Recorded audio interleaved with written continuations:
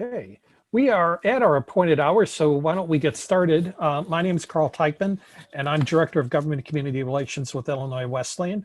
The university, along with the museum, are the sponsors for the Lunch and Learn program. And today, I think we've got a very exciting program for our community. We have Jamie Mathy from the City of Bloomington Council and Kevin McCarthy from the Town of Normal Council. And they're going to be talking about a program that has recently started, which is called BN Innovation Alliance. So without further ado, I'll turn it over to Jamie and to Kevin. Take it away, Awesome. guys. Let me share up the screen here real quick.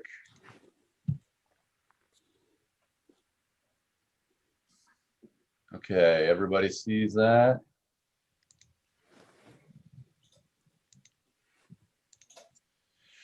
Okay, thanks, Carl. Thanks, Jeff. Thank you to the museum and staff for letting us spend a little time with everybody today.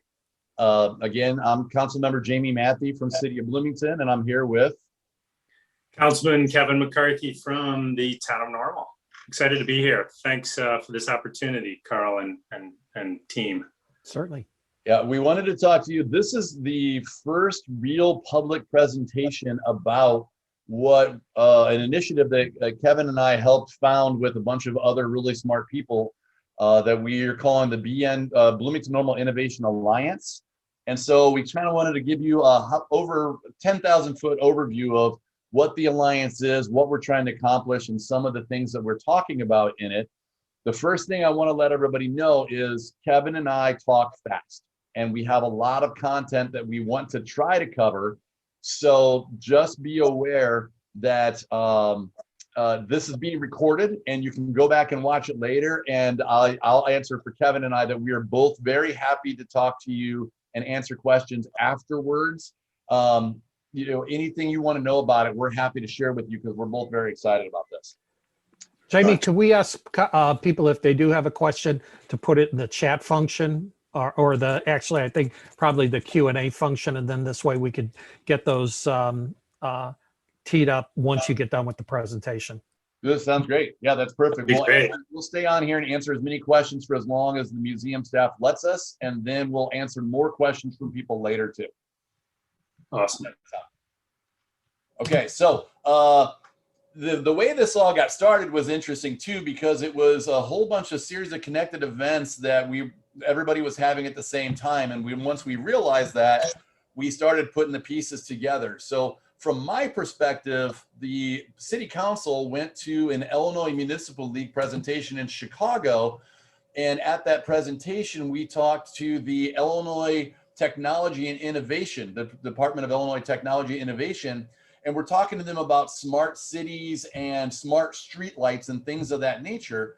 How do we save money? How do we deliver better services? When I got back to town, I call up my buddy Mark D over at Serban. If you don't know, Serban, Central Illinois Regional Broadband Network. And the city, the town, ISU, and a lot of the bigger businesses are connected on a fiber optic network to high-speed internet access through town. Mark tells me, hey, you're talking about smart cities, and I'm already having these conversations with Charlie, the newly hired CIO at Illinois State University, about smart campus stuff. So he gets me in touch with Charlie, and we have lunch. At the same time, this is you, Kevin. Yes. At the same time, I was actually at National League of Cities and attending some smart cities presentations, independent of what Jamie and company were doing. And also Vasu Gadaraju was the head of the regional planning agency at the time and had brought a couple smart cities programs and presentations to the community. And I was watching those as well. Well, shortly after that, the Town of Normal hired Vasu to be our leader of enterprise technology for the Town of Normal. And Jamie's conversations and our conversations collided at one point when we converged with the ISU conversation. Jamie, you kind of spearheaded that to bring me to loop me in after we had started about that. Yeah, Kevin and I had worked on some other projects around technology years ago, actually before either of us ever ran for city council. And so when these conversations with ISU started up, I'm like, we need to bring the town of Normal into this right away. And so Kevin and I and Charlie from ISU, we probably met for a year talking about what could be and where do we want to go and how would this all work and structures. And eventually we got to a point where we realized we needed to bring in more of our partners. And Carl from Illinois Wesleyan was one of those people that we reached out to. Illinois Wesleyan was working on some stuff around entrepreneurship and innovation for the college. We brought in the Economic Development Council and the Chamber of Commerce. And this is kind of the core group right here that we're working with in the Innovation Alliance right now. It will probably expand in the future as we bring more people on. But now let's tell you about why. Why are all these conversations happening at the same time? And I'm going to turn this over to Kevin. Yeah, so what quickly started to realize in the conversations between Charlie and Jamie and I, that we're all somewhat geeky, and but very excited about the notion of Bloomington-Normal, McLean County area being a large player in the digital economy of our future. But we also realized that, there's an opportunity here if we work together for 1 + 1 = 4, as I call it, is that what Bloomington is doing in already some aspects, the county and the town of Normal can learn from. And Jamie's doing some work we'll talk about a little bit later. But also the town of Normal is working on some digital economy related initiatives that are going to be interesting and helpful to the city of Bloomington, and how we loop in our education community as well to help us and to help lead this effort. So what we're really doing is started to talk about, yes, technological innovation, but building a framework for collaboration so that as we each are doing our own things, we can loop in everybody else so all ships get raised up by the rising tide. And what we also realized is that technology happens very, very rapidly, and that in some issues we are already behind on. And what we'd really like to be able to do is have conversations about the future so that we are not simply responding, that we're planning and we're actually ahead of cycle so we can be ready when new digital opportunities, economic development opportunities, growth and talent development opportunities reach our community, but also infrastructure so we can be ahead of it. And Jamie, I think you've got a great related story to that. Yeah, I shared a little bit of this in the presentation around 5G that I did for the museum in, I think that was November. Basically, while I was still running for office, before I was an elected official, there were changes coming down the pipe in the state of Illinois that were going to affect the municipal ability to regulate and control how 5G rolled out in town and the city, and specifically where poles could be placed, where new antennas could be placed. And I was sending emails to the city manager at the time and the director of IT for the city of Bloomington at the time saying, hey, we need to proactively get out there and put some rules in place about how we're going to allow 5G rollout to happen in Bloomington. If we don't, the state's going to take that ability away from us. And I got ignored because I was not an elected official at the time. And the unfortunate truth is the old city manager we had ignored everything I said. And now we're in a situation where, because Bloomington did not take those proactive steps ahead of time and create a rollout plan, the state took away our ability to create and shape our own destiny on this. And now we're still working hard to try to contain and make sure that as these 5G antennas get put up around town, they don't create safety hazards. They don't create visual impediments and stuff. So, that was an example where we could have gotten out ahead of this and we did not. And, it's part of why I pushed we've been pushing so hard in the Innovation Alliance is try to make sure we are ahead of these changes in the future, and we don't have somebody take our control away in the future. Hey, I'm going to segue one quick question, Kevin or Carl. Yeah. Are you seeing two screens Yes. on there right now, or one? Yeah, two. Okay, I'm going to stop the share real super fast, and I'm going to reshare it to the other screen because I was afraid that was what was happening. So sorry about that. Technical difficulty. So we're giving a technological presentation and we're struggling with technology. Okay, now we're back on we're still on the Y screen, right? Yep. All right, Yep. Here we go. On with the show. Yeah, I was just going to use this also as a segue of why. And so this is kind of what we hope to be able to do, which segues into what's the point, what's the purpose of this effort, the actual subject matter of what we're going to be able to do. And so we've spent some time thinking about getting really crisp around where we want to spend our energy and how we leverage to help our community. And so as all good ventures do and should, we created a vision and a mission statement. And this is a little more expansive on the actual statements itself, but really encapsulates it well, I think, is the digital economy that we were talking about, and that we really see McLean County as a vital participant in it, aligning industry, education, and government, right? Business, education, and government, the three-legged stool we have, to embed technology, innovation, and this is the key, to build a civil society that enables everyone to succeed in a world driven by technology. And that's in our culture, that's in our systems, and that's helping to ensure that everybody has equal access, or at least some access, to a digital economy and a digital future. And that we create end-to-end seamless interactions for our residents, so they can at least have great access and opportunity in their government, but even more, they can connect to the digital economy from right here to wherever they need to be connected to. And this leads into what's our mission here? It's really to empower the Bloomington-Normal region and our residents, right, to embrace innovation that bolsters our local economy with smart development and policies around connectivity, mobility, equity, and sustainability.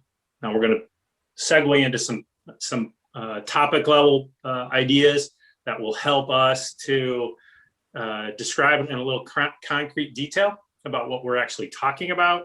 We're not going to spend a ton of time on each one. We want to move through it quickly to give you a flavor of some of the things that we're talking about and some of the ideas.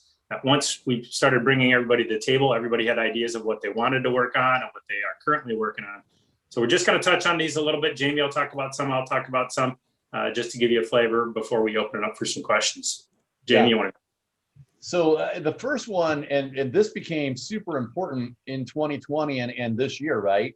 That we've talked about the digital divide of, with technology moving so fast right now, are some students getting left behind? Are students in the rural parts of the county getting left behind versus students in Bloomington-Normal? And so when we talk about the digital divide, it really came to focus with COVID-19, because my wife is the digital fourth grade teacher for Washington Elementary School, and her kids have really struggled. Some families have really struggled with making sure that the kids have internet access to get online to participate in class. And we've got parents that have worked, both parents at work, so the kids had to go to daycare. The daycare systems had to ramp up internet access at daycares. And that's the struggles we're having just in Bloomington. Kevin shared a story with me. Kevin, if you want to segue in real fast about the rural parts of the county. Absolutely. There's a couple of really important stories right here. I mean, it's for the larger world, but I was involved in a United Way task force over the summer to try to ensure consistent broadband internet to students in rural McLean County, as you heard Jamie talk about. By the way, Jamie and I are very similar. We're both entrepreneurs, tech geeks, and have teacher wives. So there's no surprise why we collaborate well on things. But What we came to understand is that there were students in rural McLean County that were sitting in their cars and parking lot on laptops to be able to use the school wireless to be able to actually do school.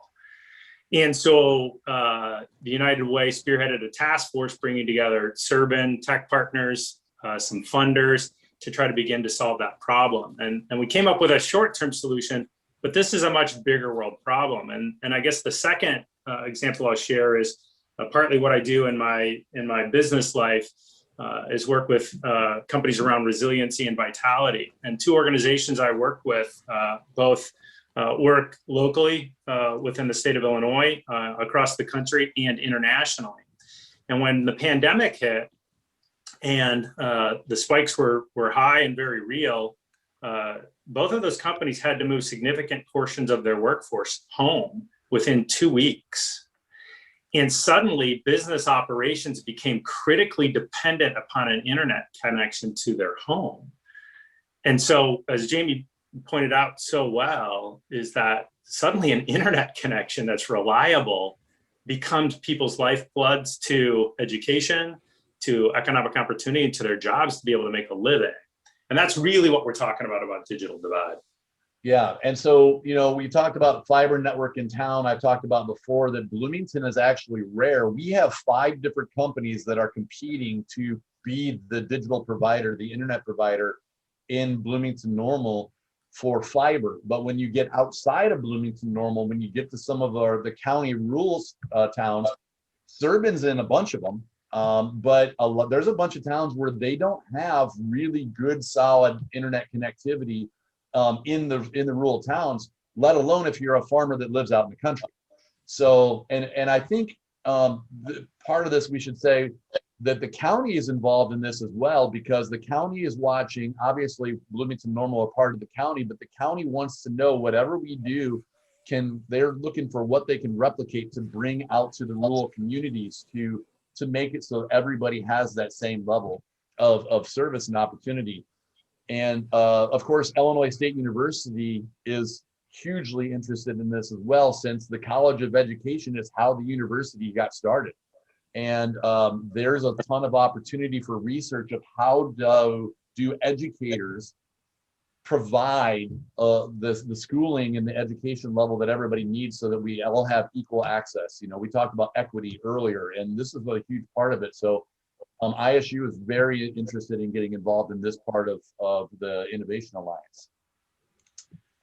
Next, we're going to pop over to talk about digital transformation. This is the digital transformation of the municipal government. It's kind of what we're thinking on this slide right now. I told you that Bloomington got interested talking about smart street lighting. Smart street lighting is the basic level of it is converting high intensity bulbs to LED bulbs to save money, right? But once you do that, the poles already have power to generate things like wireless internet access off the poles. Does this help us with our digital divide problem? What about air quality sensors, so we know if there's pollution affecting anywhere in town? Gunshot sensors. The smart streetlights have the ability for, if we have a fire emergency in an area, we can light up, every pole within a 1-block radius of the fire to make sure that our firefighters can see perfectly, because the poles are at maximum illumination. But then when there's no emergency, they dim back down. Things like that for smart street lighting. We also have a huge ongoing issue with Freedom of Information Act requests. The town and the city are both, we respect transparency. We want to make sure everybody has access to data, but transparency comes at a cost.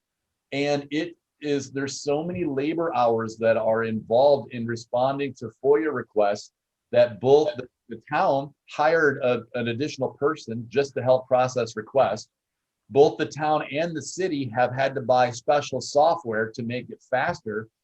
I just approved a bill for $175,000 for software that we figured out that if we get back 25% of the labor hours that currently go into responding to FOIAs, that will pay for the software. And then everything past 25%, which we're hoping is quite a bit, will actually just be savings to the city of Bloomington. And then the final, Kevin, you want to pop in there?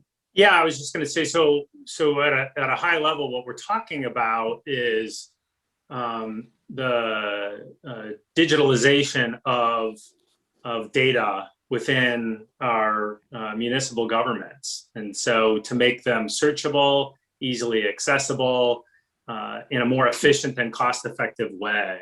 And even moving towards a self-service approach.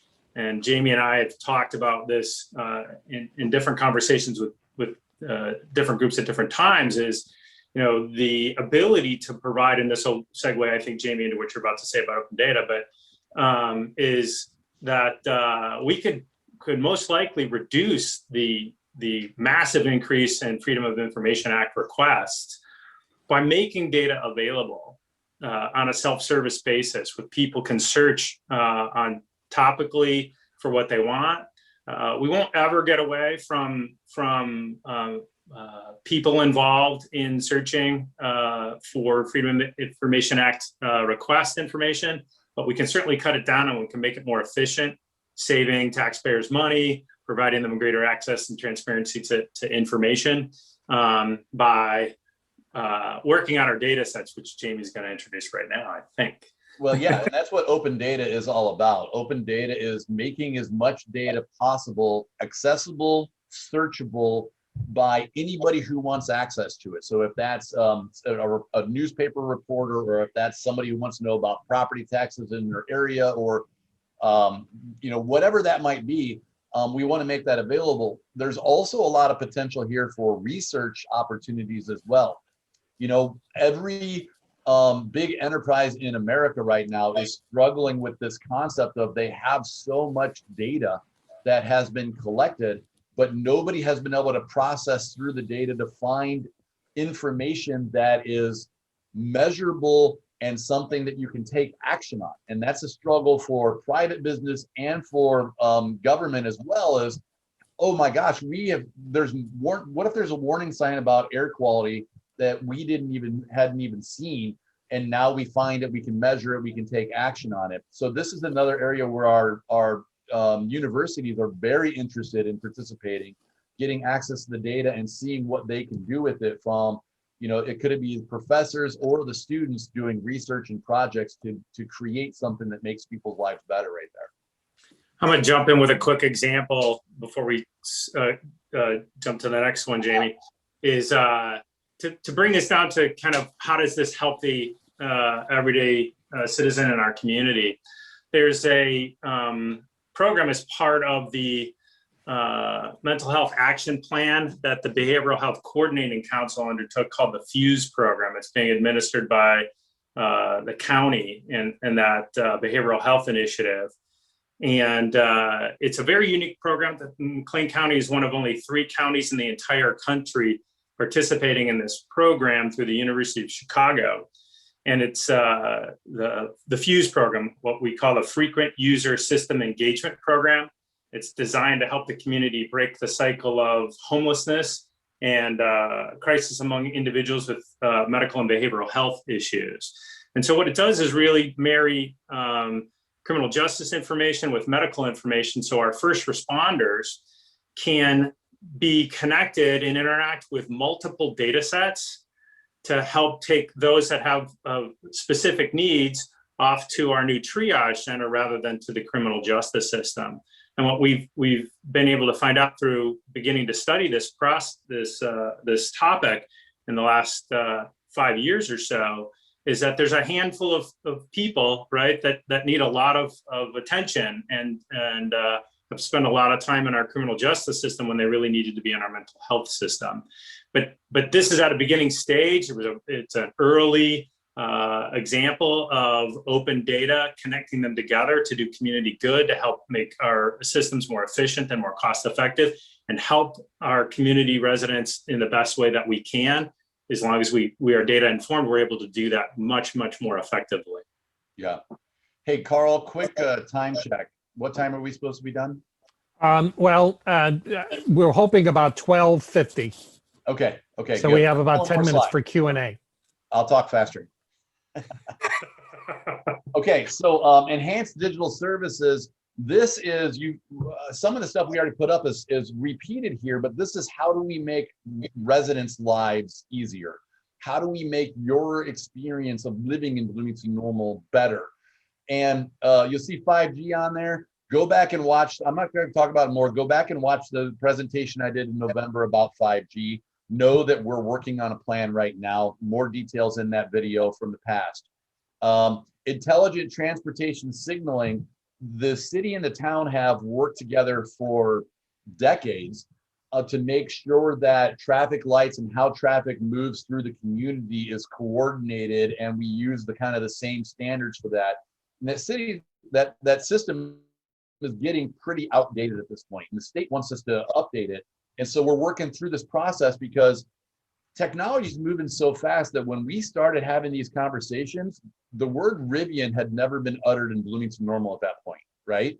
And now Rivian is going fast. They're building electric vehicles, and Rivian's talking about that they want to bring electric vehicles to Bloomington-Normal and autonomous vehicles to Bloomington-Normal and the world. Are we ready to help them? Are we ready to deal with the autonomous vehicles from Uber or whatever other company that's out there? You know, and where does that go? What does our transportation system need to do to be ready for that, for driver assist or all those different things? And so that's part of this conversation. Wireless internet improves your lives. What if there's free Wi-Fi in uptown, downtown?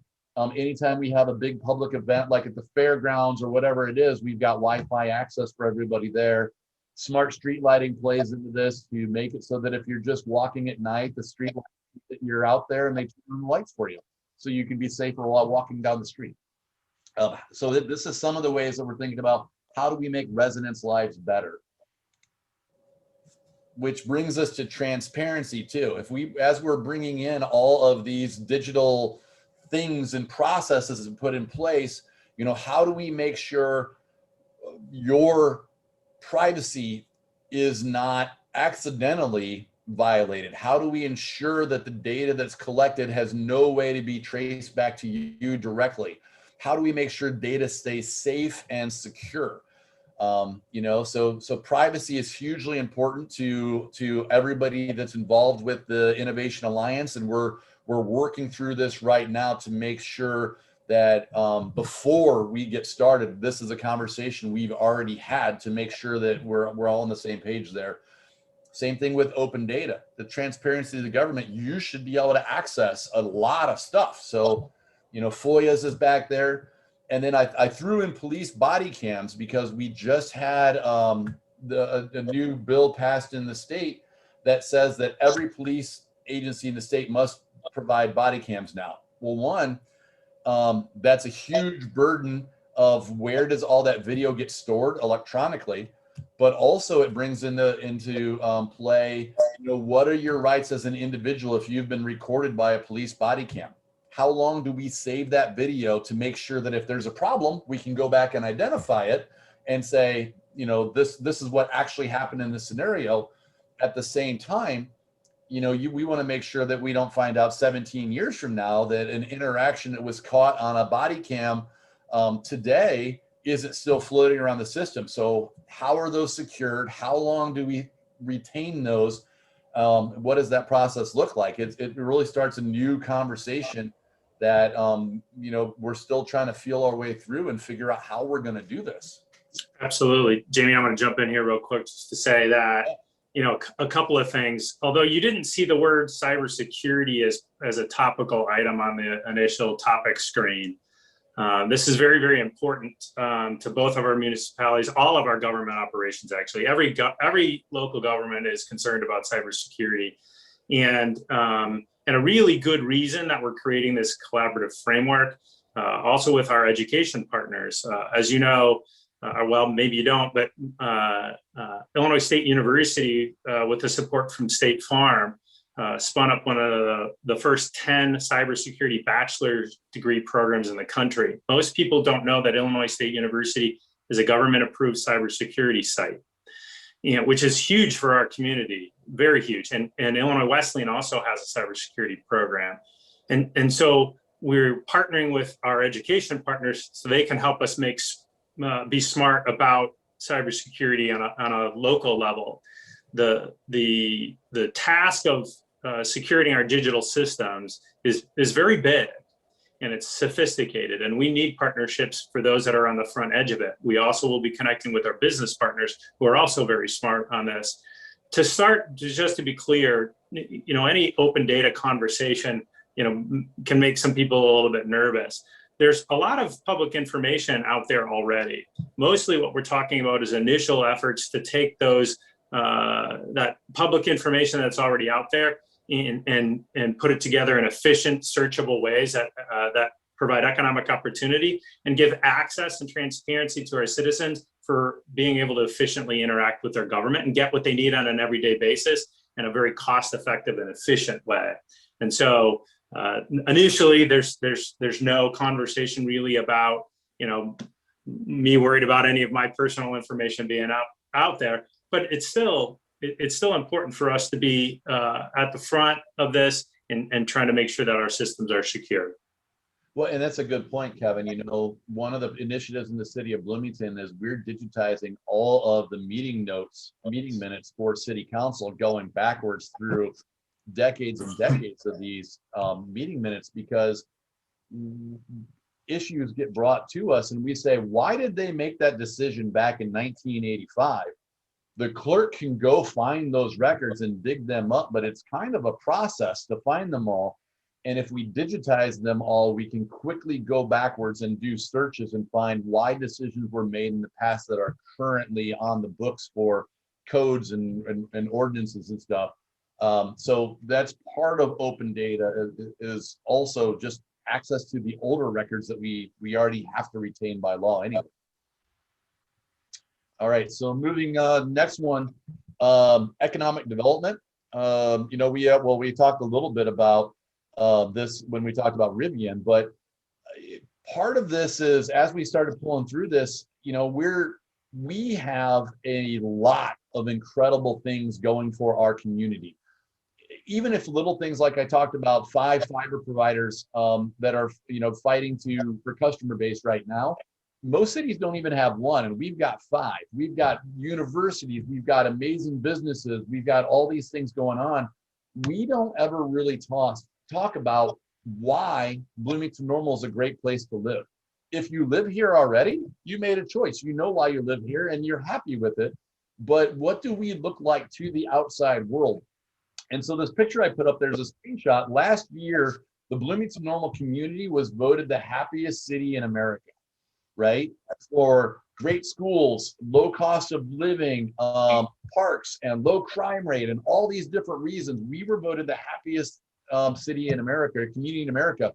And so how do we start telling that story? We know the story of, Rivian moved here. Ferrero is just doing a massive investment to build a new chocolate plant. It's the first ever chocolate plant that Ferrero has built in North America is in Bloomington.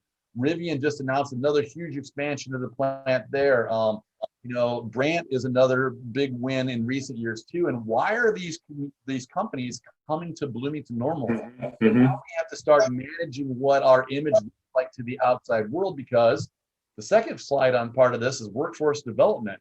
We're going to run out of people, right? These businesses keep coming here. We need to attract people, the biggest, best, and the brightest that are out there to move to Bloomington. And if we can't get those people to move to Bloomington, how do we take the people that are already here and upscale them to be able to meet the needs of businesses in the future? Absolutely. Jamie, that's such an important point here, I think. And we, take this back up to the 10,000 foot view for just a second. And so what do we need, right? And so we've got a Rivian, and P.S. anytime I get to say Rivian anymore, I'm happy. But we had some assets that were very important to Rivian when they came here, right? Obviously, we had a car plant. There was 31 available car plants at the time, by the way, but it was in good shape. And we had talent in the community and a supportive community. And that's really at the crux of what we're talking about is, we need good infrastructure that's able to connect to the digital economy. We need embracing government bodies and good policies that are in place that support companies that want to come here. because to be honest, we are not a very geographically interesting community. We don't have oceans, we don't have mountains. We do have great access to transportation here. We have rail, we sit on the crust of 3 highways, which is very interesting to automotive companies, right? But we also have good talent. But as Jamie said in the recent announcement just in the last few days, Rivian is going to be expanding by 1,800 jobs within the next 9 to 12 months. Do we have what they need here? The odds are is that we don't. We're going to have to grow some of that and bring some of that here. I know we're going to talk about that a little bit more, but we also need to be able to share the story of what those assets are, the talent and the infrastructure that we currently have, and the stuff that we're building as a part of this type of effort and some of the efforts that Bloomington-Normal and the county and the region are doing that enable companies to come here, grow, and participate in the digital world. And the region is something that a lot of people don't realize either, because there is a collaboration amongst the communities that are on the 74 corridor. So us, Champaign-Urbana, and Peoria. And there's some amazing tech stories that we have, but there's also some really good ones that our neighbors have as well. And so there's talk of, people are starting to look at us as like, can we be a tech hub of the Midwest? Can we grow this direction? We talk about Triangle Park that happens on the East Coast and Silicon Valley on the West Coast, but in the Midwest, we've got amazing universities doing a lot of awesome stuff and great companies as well. And so our corridor area is talked about more and more. And I don't think a lot of people realize that either. So we got a couple more slides and just a couple more minutes. So I'm not going to beat this one up a whole lot. We've talked about Rivian quite a bit. Kevin, you want to say Rivian one more time? Yeah, in this, the only point I want to make is now it's public from the announcement that Rivian just made is they're going to be looking for testing areas for their vehicles and for autonomous systems. And when we think about a community that's ready for a digital economy and infrastructure, as we're rebuilding roadways, as we're rebuilding road-related infrastructure, what's our conversation about putting in smart systems that are going to enable a great community partner that's growing and expanding rapidly to do what they do, and to be able to support them as we're supporting our residents to help them grow and be successful here, and for the world to see that as part of the last economic development slide, so they'll also want to come here and partake in what we're building. Yeah, no, that's a great point too. And that goes to this slide a little bit too, because Rivian is actually doing things right now. They are hiring people for technologies that are going inside of their vehicles for jobs that did not exist 5 years ago, right? I read an article that said that the incoming freshman class at a lot of colleges will work in industries and jobs that don't exist right now. So 4 years from now, a good chunk of those people will work in jobs that don't currently exist. And so, the workforce development is becoming increasingly important. And we're realizing that we've got to start at the high school level to start reinforcing with our high school kids of like, hey, this is a place where you can stay long-term and be successful and do exciting and interesting things. Carry that same conversation to all of the university students and the college students that we have, saying Bloomington-Normal has all these things to offer to you.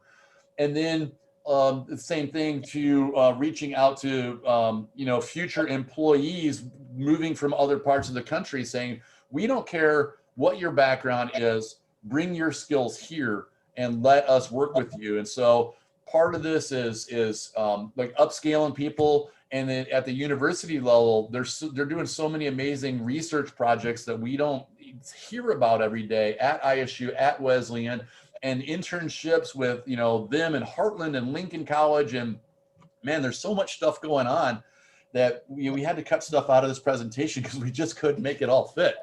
Kevin, you want to add anything? Yeah, I just want to jump in real quick as a concrete example. A number of years ago, another project Jamie and I were involved in, was the BN STEM partnership.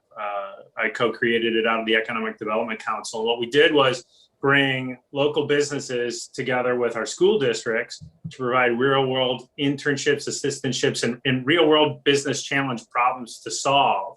And so it was giving students, and continues to this day, gives students real world professional practice opportunities, but also establishes a relationship between our young students with our local employers to see what cool opportunities exist, and to help our local businesses mentor the future workforce that's going to help them continue to thrive in the future. Those are the type of connections that we're hoping this type of initiative will continue to do as we connect education and business together for both economic development, but to make sure that we can attract and keep our students, what we fondly call the brain drain. Students come here, they go to college, and then they go someplace else.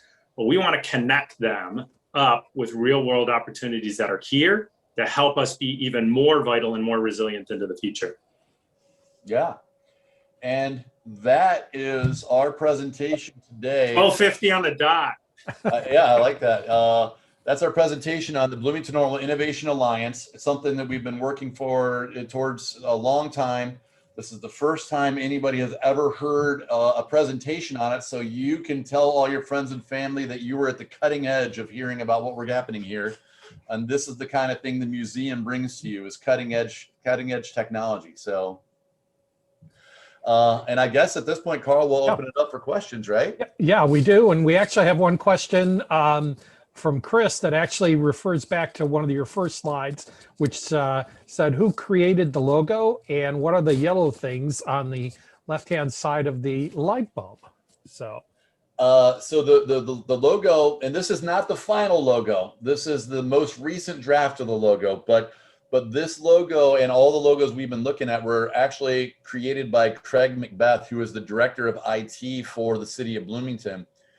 We discovered, most of us didn't know, Craig has always been the hardware guy, and he takes care of hardware and firewalls and stuff, but he also has a background in creative design as well. So he's one of the few geeks that can do both left brain and right brain work. Okay. Yeah. I certainly cannot. So Great. Well, we've got one comment from Warren, which is saying from a used to be, I'm so pleased that we have our local, young, intelligent, capable people who can manage this. One of the questions he has was, how soon can we have a longer, more widely disseminated, open type meeting on these topics? Soon, I think part of it is we've been so focused on getting the right people at the table, having the right conversations, and make sure we're formed in a way as a group, as an effort that's sustainable. And that it's rooted in our joint municipal operations, so that there's part of each one of our governments is focused on this now, and putting time and energy and effort on this now. So I don't have a timeline, and we haven't really talked, but this was our first opportunity that we got an ask. Carl was kind enough to give us the floor for a little while. But we do plan to do this both inside the community and outside. We're going to be leveraging the good work of Patrick Hoban over the Economic Development Council to help get him to help us spread the word. We're looking at potential website to start to share this information, but I would imagine Jamie and I will start to do this kind of thing at potential future Economic Development Council meetings and Chamber of Commerce meetings. Okay, great. Yeah. Herb has a question with regards to plans for charging stations in Bloomington-Normal. I'll jump in on this one. So, there's, by the way, if you don't know, there's something about like 70 in the community right now. If you go to, I'm going to mess up this website name, evtown.org. Yes. Which is an old initiative that started during when Mitsubishi and a lot of companies were first starting to get into electric vehicles. We were dubbed EV Town, and still are, believe it or not. But it talks about the charging stations out there and some of the locations. But there's actually quite a bit here now. We haven't yet heard about Rivian's plans for that. but I know it's not very much on their mind and in their planning. But I just haven't heard what they're talking about. Jamie, you got anything on that? I mean, I know that the town has some publicly available ones, and the city's got some publicly available charging stations as well. There's a pretty growing national movement, though, of charging station networks, so that if you buy an electric vehicle, you can join a network, and that way, as you're traveling across the country, you got a roadmap of where charging stations are near you. I will just add that we have specifically talked about charging stations near the museum downtown, so that we know that the Route 66 corridor is important to the community. It's important, and the Route 66 travel center is important to the community as well. And so we're talking about how do we put some charging stations right next to the museum, so that people who are stopping on their travels can charge up their vehicle while they're visiting as well. So Great. Yes, Great. Yeah. certainly part of what Tesla did is a nationwide charging network. I know Rivian's talking about that, but right in Uptown Station, we have, I believe, 6 now charging stations, Tesla supercharging stations. We also have some regular Eaton chargers in Uptown Station and around the community. I know the Marriott has one, the Chamber of Commerce office has one, and they're dotted around. Check out, I believe it's already in the chat, the evtown.org. I believe it helps with those locations. Yep. And both universities have charging stations, publicly available charging stations as well. So even some of the grocery stores like Hy-Vee. Yep. Sally was asking, what are the ramifications of the state taking over the process regarding 5G? I think she just called your name, Jamie. Jamie's the resident 5G expert. Yep. Yeah, I mean, so the state taking over the process basically means that the city and the town don't get placement approval. Because basically the telcos are being treated more like utilities. And so they have to file paperwork with us that says we're putting a tower right here, but they don't have to get approval from us to do that. They can just put it there unless we can prove a real life safety issue. That tower just goes there. And some of the concerns are there are about a dozen 5G little cell towers in town right now.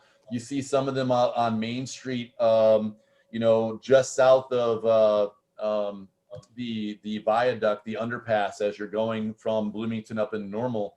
There's a couple there. There's a couple on Robb Road, and they're built right next to the curb. And, we would like them further away from the curb, right? They cause an issue for even maybe things like snowplows. But also, it means that in some of our historic neighborhoods, we're not going to get a lot of say, because 5G, a 4G tower has a range of like 5 square miles. That's huge. The 5G small cell towers might only have a range of 500 or 600 feet. And that means all the stuff they're promising you in those commercials about this ridiculously high-speed access isn't going to work unless they start dropping these towers in our residential neighborhoods.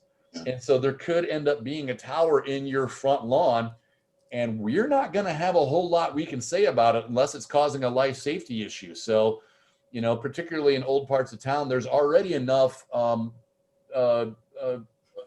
poles up for telephone and cable and electricity. Most people don't want more poles. Yeah, and I'll jump in just to add. I think that we're not suggesting that there's an adversarial relationship between the municipalities and the providers that are putting this in.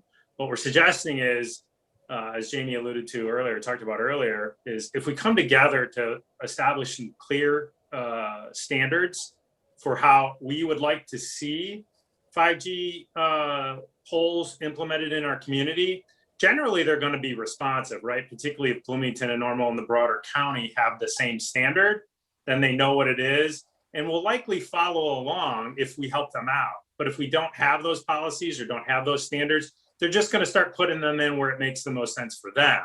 Yeah. And so what this really is again, a collaborative framework between Bloomington-Normal and the county to come together. And we're already working on these standards already. It's underway, working with some consultants to help us be really quick about it and very smart about it. So we can quickly turn those over to companies that are thinking about doing this and starting to do this. Here's our standards, please follow them. And for the most part, we anticipate that there will be good partners that way. Okay. Yeah, and actually working with the two universities is actually helping on this one too, because these cell providers really want access to the students. And so the universities control all the ground and all the property around them. And so they have a little bit more say. So us all working together is probably, the first big win of the Innovation Alliance, to make sure that we can kind of, again, help shape our destiny to the best of our ability. They still could go rogue on us, but we're hoping that they don't. Please work with us on this. Yeah, Okay. absolutely. One comment from Sonia, which is that she said, I'm delighted to see you're moving ahead with this, and indicates that she'd love to be able to chat with both of you at some point going forward. And also too, Sonia reminds us that Broman and also the museum staff mentioned Heartland Community College has a few charging stations, so not to leave them out at all. Herb had a question with regards to the current TV streaming season systems like Netflix, Prime, Sling provide no access to network like CBS and ABC in the old days, which were free, and now you needed the antenna, but you can't get anything but Fox. Is there a community tech / broadband issue? Yes and no at the same Yeah, time. Yeah. Yes. we're both going to say yes and no. Go ahead, Jamie.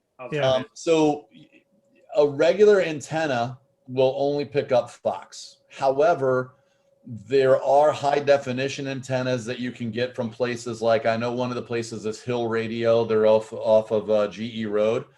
And with a high definition antenna, you can pick up the Champaign stations and the other stations that are broadcast out of Peoria as well, and get those basics of ABC, CBS, Fox, and stuff like that. So they are available, but it feels like we've regressed a little bit. I remember being a kid and my dad yelling, no, rotate a little bit more to the left, to try to pull some stations out of Chicago. And so it feels like we regressed. There are ways to get the local stations streamed as well, but it brings up an important conversation though about access to the news and access to local news and how important that is. I know, for instance, so I am a geek. You guys all know that. And so I have CBS All Access in order to get access to all the Star Trek stuff. And with my CBS All Access, I get access to the local CBS stations where I can watch it live and watch whatever sports they're broadcasting as well. There are ways to do it, but it is becoming a little bit more challenging. And it is an important consideration to know that that access to that local news is important, and how do we get that in the future? Okay. Yeah, I'll just jump in here to say, part of this is infrastructure, right? And so there's as fast as technology is changing, so is digital access to content. And I think that partly it's an equipment and infrastructure problem. Part of it, it's a content packaging problem. And so, whether you're with, big conglomerate cable provider here or, fiber optic conglomerate provider there, or a lot of the small ones that want to bundle and unbundle little pieces of it, we're seeing rapid changes in that industry. And I imagine, for us, as Jamie talked about, 5 providers here of high speed, right? And really some providers coming to the market to provide that last mile access of fiber optics right to your house now, is that we'll only see continued change and evolution in digital content and digital access. And that will include local, but the key is being connected to a broadband access that you can get it. in that I think what we'll see is the evolution of falling away from even the digital antenna that Jamie was talking about, and reduce that type of even broadcast happening over time. So sorry, fans of analog antennas, but probably they will eventually go away. But I think the content provision industry will solve that problem for us with more robust offerings. Okay, well, Warren has a follow-up question, and that is, what are the prospects and disadvantages, advantages to providers and users, and the question of new phones needed? So I think that's probably about 5G. So no, yes, maybe. Then We're super helpful here. yeah, I know, right? So there's no easy answer. So the first thing I would say is go back and watch the video where I did like 30 minutes just talking about 5G, right? To get the full details. But basically right now, no, do not go buy a new phone. You know, we talked about there's like 12 antennas for the 5G small cell that are up in Bloomington-Normal right now. Unless you live within 500 feet of one of those antennas, buying a new phone will do you nothing right now. Eventually, you know, there will be 5G coverage across the entire community, but right now there is absolutely not, and there is no reason to buy a phone for 5G only.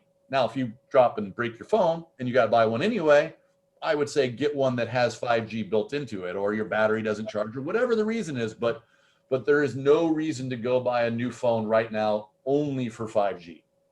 How's that? I think that's a pretty solid answer. Okay, all right, great. Well, just no more questions, just two quick comments. One from Warren that said, you two seem well prepared for this limited forum, so carry on. And then Chris also said, thank you to Lunch and Learn. It's very exciting to hear about the possibilities of the digital access and such. So thank you guys for staying on a little longer. We greatly appreciate it. Also, excuse me, Sonia mentioned that she was able to upgrade her phone to handle 5G as well. And just real quickly, not all of the towers that are going up are truly capable of 5G yet, are they? Not yet, no. So even if you see one in your neighborhood, it may not be programmed for 5G at this point. Yeah, it can't be a small cell tower, but not a 5G tower. And I know that sounds confusing because, well, actually it is just confusing straight up. There's no, small cell technology enables 5G, but small cell technology can be used for other 4G applications too. So just because those towers are there, even if it's near your house or your work, does not mean you're going to get that, you know, the super high speed that they advertise in all the commercials. Okay. Also good to note on that, if you're out there and you're about to buy a phone, a 5G phone will work on 4G systems, so don't stress about that part of it. Yeah. And 4G systems will be compatible. Yeah, 4G systems will be way faster right now than any 5G that's actually deployed and actually up and functional. So unless, again, like Jamie said, you're sitting on top of a 5G deployed system, but for the most part, 5G phones work on 4G, so don't stress. Yeah, an example of that right now is we have 4G ubiquitous across Bloomington-Normal, but if you get on Route 9 and start driving west towards Peoria, you drop off of that 4G back onto the old 3G network really quickly because it does not go out into the countryside of McLean County. Yeah. Great. Well, thank you, gentlemen. We appreciate your extra time today. And I'll turn it over to Jeff for just some final comments. Oh, absolutely. Thank you, gentlemen. Jamie, Kevin, Carl, and Candace Summers in our education department. She's in the background running the technology, making all this happen. My goodness, digital economies and initiatives, I just didn't know it had so many moving parts, right? And then people are working in the background all the time to make this happen and keep us up technologically up to date. And I just think it's exciting. The open data, that's got to be quite a challenge too when you start thinking about privacy. And we didn't even talk about legislation, right? You know, I tried to keep my questions out so other people can ask, but I had so many questions, man, and I really appreciate this. Another thing I thought was exciting was the tri-area collaborations. That thought between Peoria and Champaign, because Champaign is a technological center, and what I think would be a crowning jewel is that even partnering with Rivian is have an autonomous rail between Peoria and Champaign, and kind of in the spirit of the old interurban. Yeah. So, yeah. So with Reviving that, those conversations. yeah, absolutely. Put you guys work on that. So with that, we invite everyone to join us next month as we're going to have Michael Brown on from the Ecology Action Center, and he's going to be talking about 50 years and how we're going to avoid a midlife crisis with the organization, and that should be pretty interesting as well. So we hope you'll join us. And again, thank you all. Thank you. Thanks, everyone. Have a good day.